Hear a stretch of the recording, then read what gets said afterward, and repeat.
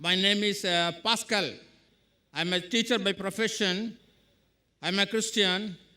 Taking for granted that you agree the Gospels translated in English, which we Christians believe, I will quote these examples. Number one, in all the four Gospels, when Christ came out of the waters of baptism, there was a voice from heaven saying, "This is my beloved Son, in whom I am well pleased. Listen you to him." In the same way, number two, on Mount Tabor, when he was transfigured and when his face shone like the sun, there was a voice from heaven saying, "This is my beloved Son, in whom I am well pleased. Listen you to him." And several times, when he cast out the devils, they came out of the men proclaiming, "Thou Son of the living God, why have you come to torture us before the time?" And again, before the high priest, when the high priest asked him, "In the name of the living God, I ask thee, art thou the Son of the living God?" Christ says, "Thou hast said it." And the priest, and the number five, the high priest and the scribes, when they accused Jesus before the Pilate, they said, "This man says he is the Son of God. It's a blasphemy according to our religion. Therefore, we want to crucify him."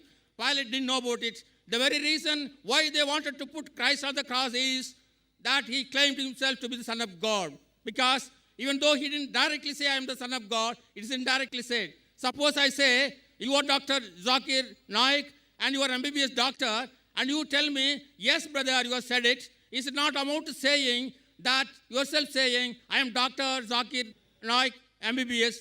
In the same way, Christ, even though he didn't say, "I am the Son of God," he has approved it. Perhaps out of modesty, he didn't say, "I am the Son of God." Again, one more example. Martha. Brother, your question. You already quoted 5 verses without giving references. No, What's the question, brother? I have not come prepared for that. That's why I not quote. Fine, I will give you the reference. No problem, brother. I will give you the reference. I'll help you. Yes. I'll help you, brother. No problem. What's the question? Do you mean to say by quoting all these 5 things, Jesus claimed divinity? Yes. Fine, I'll give you a reply. My challenge, brother, was point out a single unequivocal statement in the complete Bible where Jesus Christ, peace be upon him, himself says that I am God, or where he says, "Worship me, I am ready to accept Christianity." You did not point out a single statement, unequivocal statement in the complete Bible where Jesus Christ, peace be upon him, himself says that I am God, or where he says, "Worship me." Here is the Bible, brother. This is the King James Version. And since you're a teacher and you claim to be a pastor, you're a pastor. No. You're a teacher. I'm a teacher. But not I'm an ordinary believer of Christianity. Fine. There is something like a red letter Bible. Whatever Jesus Christ said, it's in red. Now you mentioned 5 things, and these things can be clubbed into 2 things. First, you quoted that everywhere. You didn't quote correctly. What you wanted to quote was the Gospel of John, chapter number 3, verse number 16, which says, "For God so loved the world that he gave his only begotten Son. Whosoever believeth in him shall not die but have everlasting life." It is not in all the 4 Gospels. It's only in Gospel of John, chapter number 3, verse number 16. Please note it down. You can check it up. Gospel of John, chapter 3, verse number 16. "For God so loved the world that he gave his only begotten Son. Whosoever believeth in him shall not die but have everlasting life." And again, you quoted in the ending the 5th time that Jesus Christ said he was the Son of God. You said that. Do you know Bible has got sons of God by the tons? If you read the Bible, Adam was the son of God, peace be upon him. Ephraim was the son of God. Israel was the son of God. If you read the Romans chapter number 8, it says, all those who are led by the Spirit of God, they are sons of God. If you're a godly person, you're a son of God. If I'm a godly person, I'm a son of God according to the Bible. But they say, no. Jesus Christ is not a normal son. He is the begotten Son. As far as the last question, Son of God, Bible has got sons of God by the tons. Adam is son of God, Ephraim is son of God, Israel is son of God. All those are led by the Spirit of God are sons of God. But the Christian missionary tells me, no. Jesus Christ is not a normal son. Coming to your first question. He is the begotten Son. And then they quote, which you didn't quote me. I'm helping you, brother. Gospel of John, chapter 3, verse number 16. "For God so loved the world that he gave his only begotten Son. Whosoever believeth in him shall not die but have everlasting life." Brother, do you know the meaning of the word begotten? What is the meaning of the word begotten? No. What is the meaning of the word begotten? Begotten is not the sense in which you use human sense. See, the word begotten. I am asking you the meaning of the word begotten. Yes, I know. What is the meaning of the word begotten? Begotten, there are two senses. When you say of a human being, he says begotten means the flesh and blood of his son. But when you say of God begotten son, it doesn't mean that his body is begotten him. It is to say the close association between the father and the son. That's all. If you say son, I say, suppose someone comes here and I tell him, my son, he will not mind because he's a young boy. If I tell him that son, come here, he will come. If I say begotten son, come here, he may punch me on my jaw,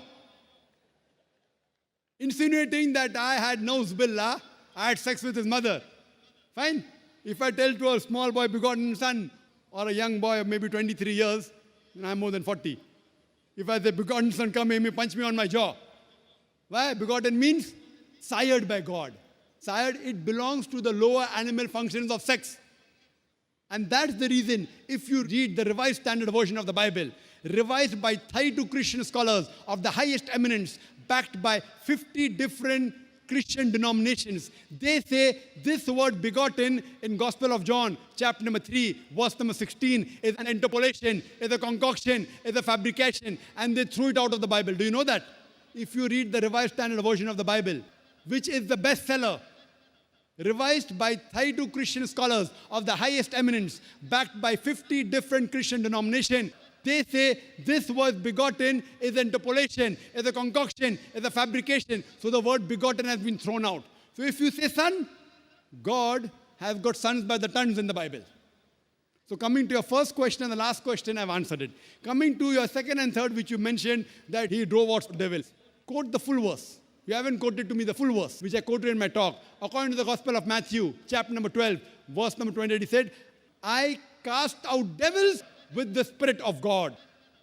Gospel of Luke, chapter number 11, verse number 20, I with the finger of God cast out devils. It doesn't say he alone does it. He does it with the help of God. That does not mean he's God. All these verses you quoted, they clearly mention that he was a messenger of God. He wasn't God himself. That is the reason I challenge you. Point out a single unequivocal statement in the complete Bible where Jesus Christ, peace be upon him, himself says that I am God, or where he says worship me. And I'm ready to accept Christianity. Nowhere Jesus ever said that. Just if I tell to the son, son come here, that does not make him my begotten son. Fine? The same way, if you tell me that I will call you Dr. Zakir Naik, fine? And if I don't object, that doesn't, it may be true, may be wrong. People say, Dr. Zakir Naik, scholar. I don't consider myself to be a scholar. I consider myself to be a student of knowledge. If people call me scholar, and if I continue, that doesn't mean I accept it. They consider me to be a scholar. I don't consider myself to be a scholar. Always refer to myself as a student of knowledge, a talib ilm. So what you have to point out from the Bible is, anywhere in the Bible, it should be in red letter. Red letter means the words of Jesus Christ, peace be upon him. Point out a single statement, unequivocal statement, an unambiguous statement from the complete Bible where Jesus Christ, peace be upon himself, said that I am God, or where he says worship me, I am ready to accept Christianity.